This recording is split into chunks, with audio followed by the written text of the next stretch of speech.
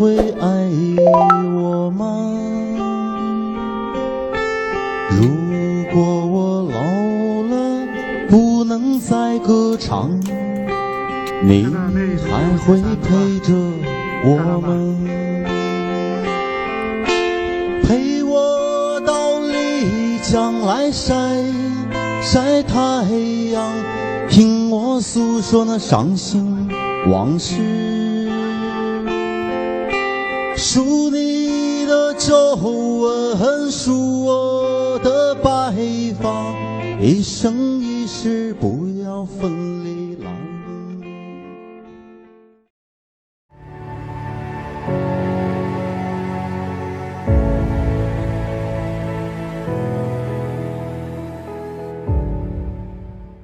Hello， 大家好 ，Welcome to 丽江，欢迎来到丽江。我现在呢就在丽江的大研古城，这是丽江最有名的一座古城。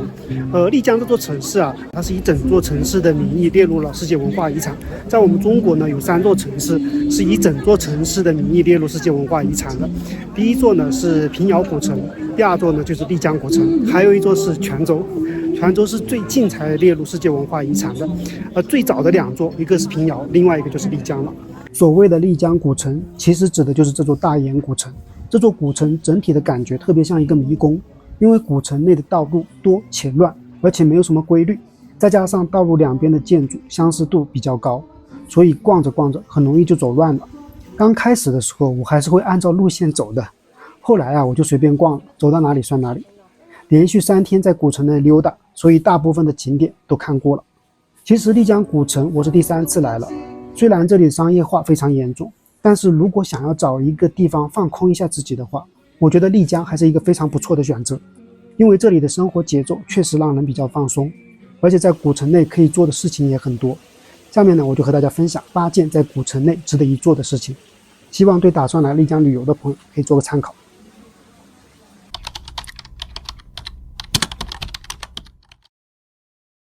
北门水车是大研古城的标志，甚至可以说是丽江这座城市的标志，因为很多关于丽江的宣传海报都可以看到它，所以是来丽江旅游必打卡的一个景点。大水车位于玉河广场，这个广场非常大，很多团队游客都在这里下车。大水车的旁边就是东巴许愿长廊了，长廊内挂有很多许愿牌，而大水车的正面就是玉河，玉河的旁边是酒吧一条街，这里有很多沿河的酒吧和餐馆，很多店呢甚至都把桌椅摆到外面来了，一边晒太阳一边用餐，还是很惬意的。沿着河流的方向还可以看到玉龙雪山，天气好的时候看得非常清晰，而且非常漂亮。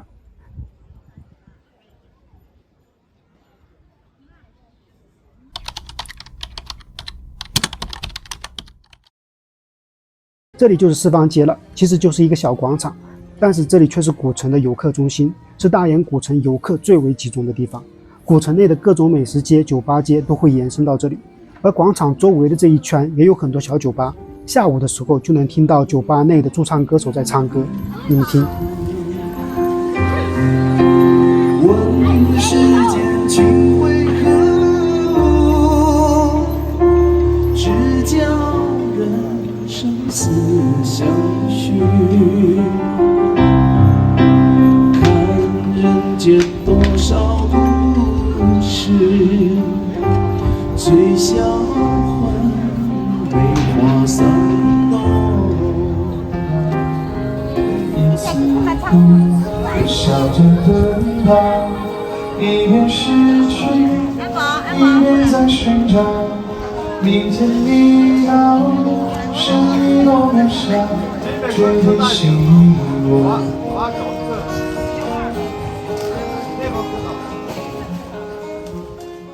晚上的四方街才是最热闹的地方，因为每天晚上这里都会举行篝火晚会，会有纳西族的老奶奶围着篝火跳舞，游客也可以加入，手拉手跟着一起跳，场面非常热闹，一定要来体验一下。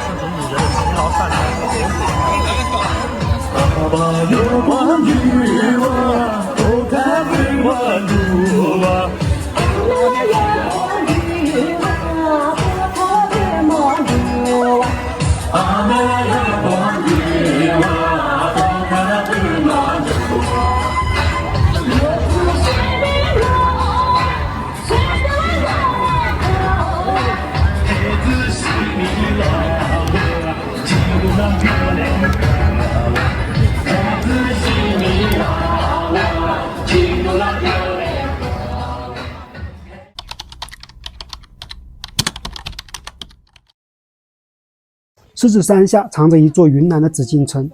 就是这座幕府了，号称北有故宫，南有幕府。幕府是明代和清代初期丽江穆氏土司的府邸。所谓土司就是当地纳西族的最高首领。也正是因为当时的最高首领姓穆，所以丽江古城是国内唯一一座没有城墙的古城。因为木字外面加了围墙，就变成困字了。可以看出当时的人对这个不好的寓意还是非常忌讳的。幕府整体坐西朝东，位于一条369米长的中轴线上。从中轴线上走过，依次是议事厅、万卷楼、护法殿、育婴阁、沾亲殿等，建筑非常漂亮，融合了汉、藏、纳西等民族的建筑风格。这里还是当年幕府风云的取景地，可以俯瞰整座大研古城。参观幕府的时候建议先跟着导游免费听讲解，先了解一下纳西族的历史和文化，然后回程的时候再慢慢拍照就可以了。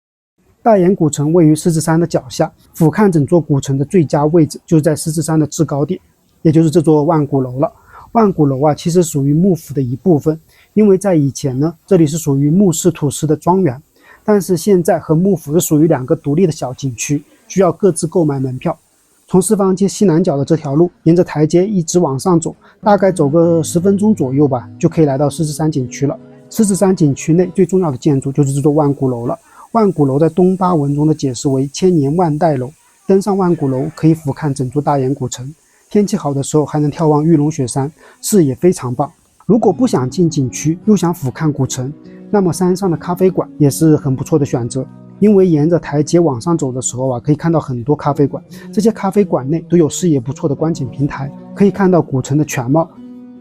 这里说一下，我在上山的时候看到了一间叫2只猫的咖啡馆，窗台的圆柱上绑着1只猫，真的是绑住的。你看猫脖子处都挂着项圈，连着绳子，就这样把猫固定在圆柱上，没有更多的活动空间，就连趴着睡觉应该都很困难，感觉真的很缺德，看着就让人来气。我不反对商家用小动物来招揽生意，但是前提是不能虐待动物像这种把猫控制在这么小的范围内，连睡觉都很困难，真的太过分了。这和虐待动物已经完全没什么区别了，所以我建议大家不要来这家店消费了，真的让人很来气。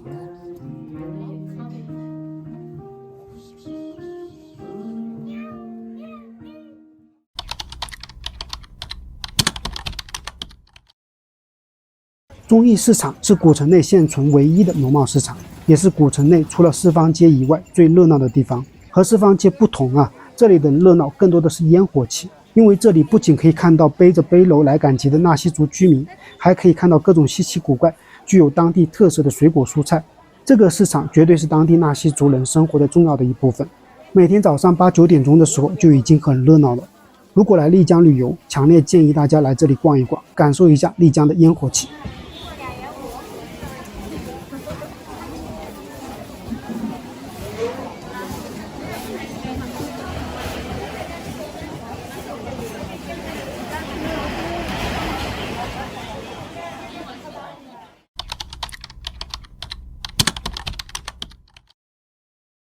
大研古城内的河道非常多，很多街道都是沿河而建的，所以河边可以看到各种酒吧、餐馆和咖啡馆。这些小店的外观都非常有特色，屋檐下吊着的红灯笼在晚上很有氛围感。有些小店是完全临河的，也就是完全靠在河边，门前搭有一块木板桥进出。这种小店拍照非常出片，可以拍出小桥流水人家的感觉。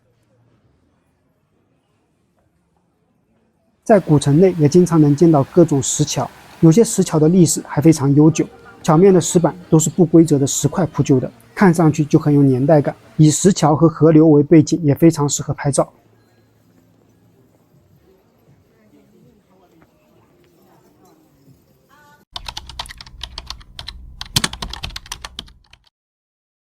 古城内有很多特色的店铺也值得一看，比如这种非洲古店，在古城内就有很多。感兴趣的游客可以进店亲自体验，会有专门的师傅进行指点。还有这种东巴纸的工艺品店，这是当地的特色，属于非遗传统，买来当伴手礼也是不错的。另外，我在这里还看到了一家钢铁侠店，这家店卖的都是一些工业主题的工艺品，有很多电影里面出现过的各种机器人，比如这个瓦里，看着就特别喜欢。还有这个蜘蛛侠以及这个小黄人，然后还有这个机器人特别搞笑，你们看一下，这上面写的是可穿戴设备，居然是可穿戴的，不过价格也比较贵啊，1万多呢。除此之外啊，还有一些小的工艺品，比如这种小摩托车，还有这种小汽车，都是复古的款式，非常漂亮。喜欢的话可以买一个作为纪念品，还是不错的。我觉得这个店呢还是蛮有创意的，来丽江旅游的时候啊，大家可以来这里看看。其实古城内像这种小众的特色店铺还是蛮多的，大家没有必要特意去找，随意逛，说不定什么时候就能有意外的收获呢。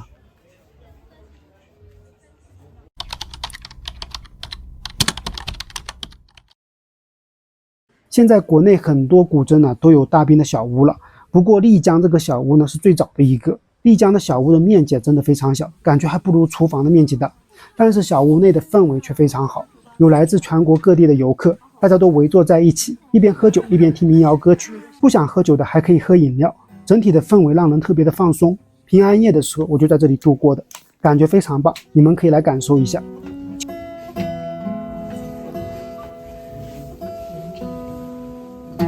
一个人住在这城市，为了填饱肚子就已筋疲力尽，还谈什么理想？那是我们的美梦。梦醒后还是依然奔波在风雨的街头，有时候想哭就把泪咽进一腔热血的胸口。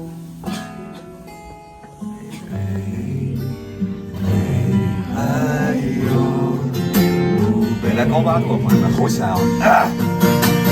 人山南北就北，再有故内，南风南，北北海有墓碑。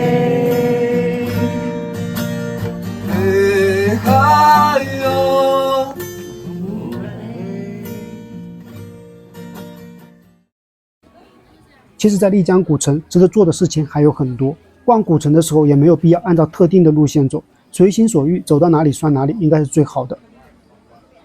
行，今天这期视频呢就给大家分享到这了，希望可以给打算来丽江旅游的朋友做个参考。下期视频呢带大家去束河古镇看看，那咱们下期见吧，拜拜。我还是怕这个钱，知道吗？